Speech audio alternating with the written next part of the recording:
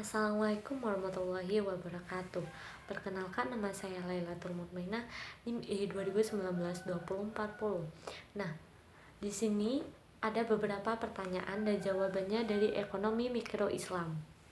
Nah, yang pertama adalah paparkan definisi akidah sebagai fondasi dalam ekonomi syariah.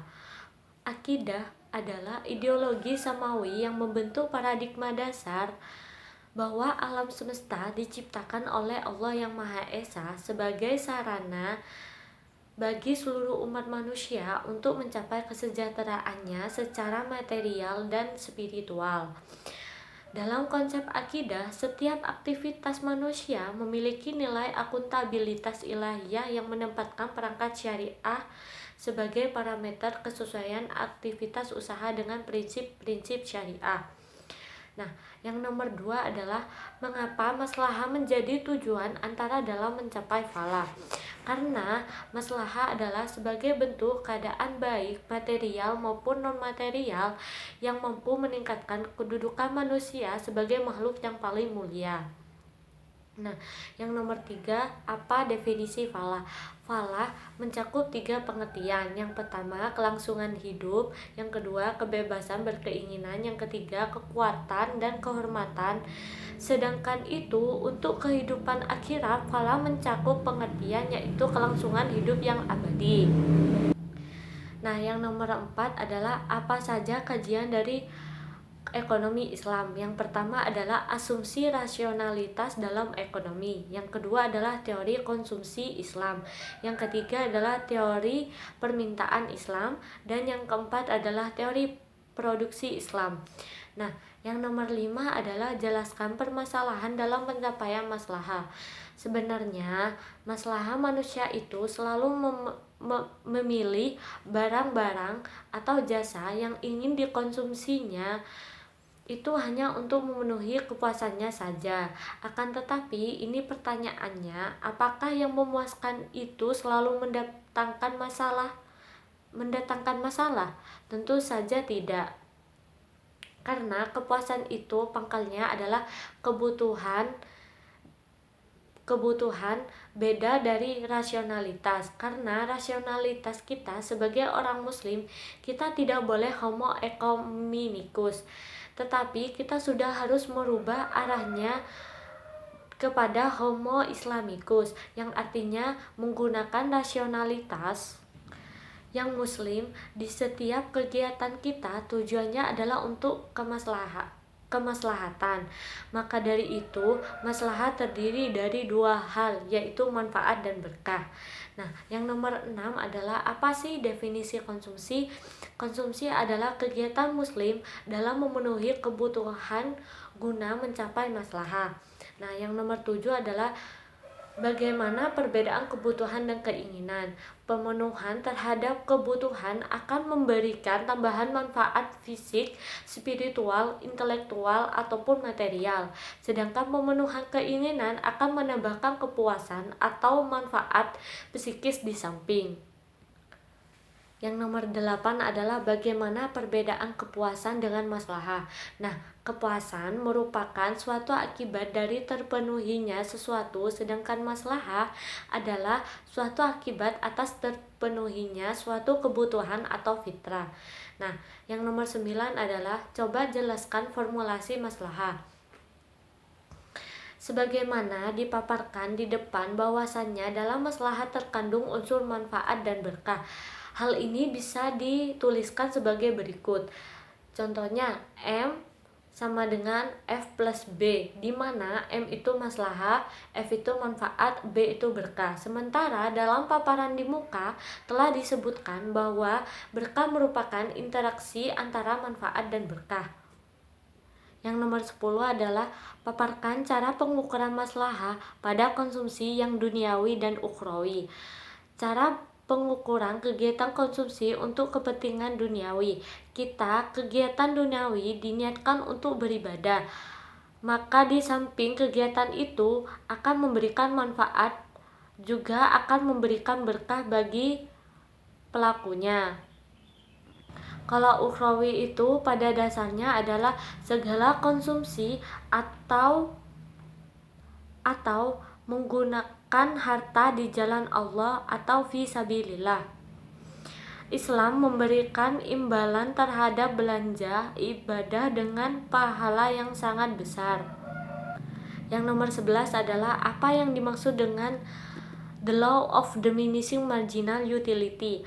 Hukum marginal penurunan utilitas marginal dikenal dengan the law of diminishing marginal utility. Hukum ini mengatakan bahwa jika seorang mengkonsumsi suatu barang dengan frekuensi yang diulang-ulang, maka nilai tambahan kepuasan dari konsumsi berikutnya akan semakin menurun. Nah, yang ke-12 adalah jelaskan perbedaan muslim yang peduli dengan maslahah dan muslim yang tidak peduli dengan kemaslahah. Kepuasan atau muslim yang tidak peduli maslahah adalah merupakan suatu akibat terpenuhinya suatu keinginan, sedangkan maslahah merupakan suatu akibat atau terpenuhnya suatu kebutuhan atau fitrah.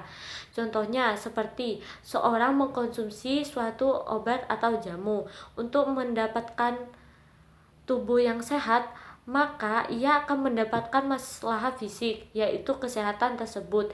Jika rasa obat atau jamu sekali tersebut disukai atau diinginkan, maka konsumen akan merasakan maslahah sekaligus kepuasan.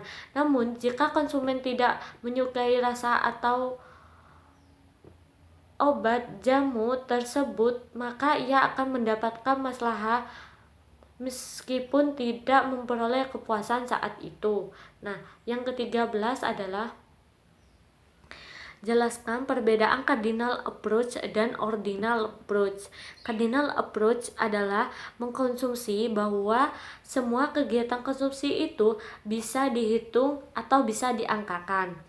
Asumsi cardinal approach, semakin banyak barang atau jasa yang halal dan thayyib yang dikonsumsi, maka semakin tinggi atau tingkat keberkahan yang diterima seorang muslim. Sedangkan ordinal approach adalah kegiatan konsumsi atau tidak bisa diangkakan tapi bisa diukur dengan menggunakan kurva. Nah, yang 14 adalah apa sih definisi dari marginal maslahah? Marginal maslahah adalah mengasumsikan bahwa semua kegiatan konsumsi itu bisa dihitung atau bisa diangkakan. Yang 15 adalah jelaskan maksud dari kebutuhan daruriyat, hijaiyat, dan tafsiniyat. Nah, kebutuhan daruriyat adalah kebutuhan primer dari umat Islam yang terdiri dari qauliyatul khamsah.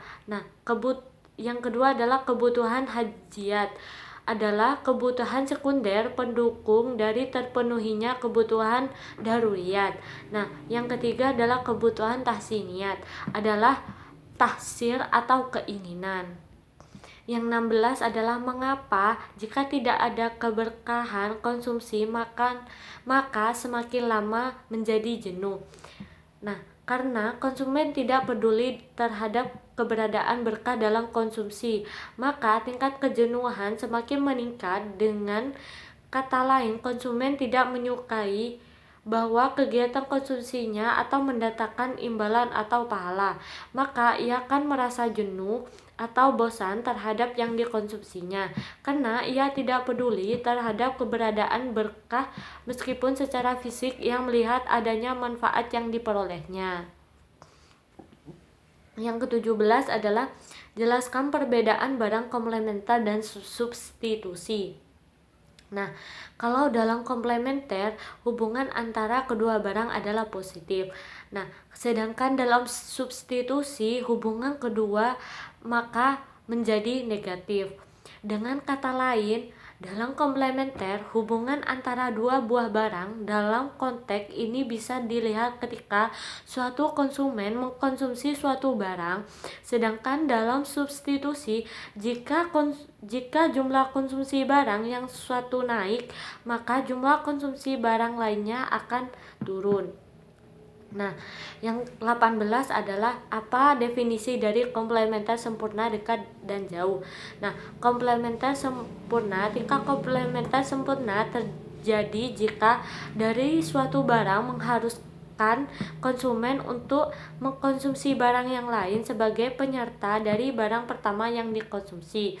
Nah, yang kedua, komplementer dekat bisa digambarkan jika seseorang mengonsumsi memakai suatu barang, maka dia mempunyai kemungkinan yang sangat besar untuk mengkonsumsi barang yang lain. Komplementer jauh disebabkan karena hubungan antara kedua barang adalah rendah. Yang nomor 19 adalah apa sih definisi dari substitusi sempurna, dekat, dan jauh? Substitusi sempurna adalah jika penggunaannya dua buah barang tersebut bisa ditukar satu sama lainnya tanpa mengurangi sedikit pun kepuasan konsumen dalam menggunakannya. Nah, yang kedua adalah substitusi dekat jika fungsi kedua barang tersebut mampu menggantikan satu sama lain. Nah, kalau substitusi jauh, dalam penggunaannya konsumen bisa mengganti satu barang dengan barang lainnya hanya dalam keadaan terpaksa saja. Nah, yang ke-20 adalah berikan contoh masing-masing dua komplementer sempurna, dekat, jauh, dan substitusi sempurna, dekat, dan jauh. Kalau contoh komplementer sempurna itu adalah seperti mobil dan motor pasti harus disertai dengan konsumsi bensin atau BBM. Dan kalau contoh yang kedua adalah konsumsi tinta printer harus disertai dengan konsumsi atau pemakaian kertas. Yang kedua adalah contoh komplementer dekat, yaitu penggunaan sepatu oleh seseorang. Jika seseorang memakai sepatu, otomatis dia akan menggunakan kaos kaki juga. Kalau contoh yang kedua adalah jika seseorang mengonsumsi teh, maka otomatis dia akan juga mengonsumsi gula. Nah, contoh yang ketiga komplementer jauh yaitu yang pertama penggunaan baju dengan penggunaan dasi, dan yang kedua penggunaan sabun cuci dengan softener. Nah, yang ketiga contoh substitusi adalah contoh substitusi sempurna. Yang pertama, terhadap gula. Konsumen tidak pernah mempermasalahkan mengenai asal dari pabrik mana yang dipakai. Apakah gula lokal atau gula impor? Apakah produksi pabrik di Jawa atau di luar Jawa? Konsumen tidak pernah mempermasalahkannya karena mereka tidak bisa merasakan perbedaannya. Nah, kalau contoh substitusi dekat itu adalah seorang perokok yang telah menyukai merek tertentu. Mereka akan selalu merokok dari merek pilihannya tersebut. Nah, yang ketiga adalah substitusi jauh. Lah, nasi dan roti. Meskipun roti bisa menggantikan nasi, namun bagi kebanyakan orang Indonesia itu mereka tidak akan makan roti sebagai menu utamanya. Sepanjang masih ada nasi, dia akan mengkonsumsi nasi. Nah, sekian dari penjelasan saya. Jika ada salah, saya mohon maaf. Ihdinas siratal mustaqim. Wassalamualaikum warahmatullahi wabarakatuh.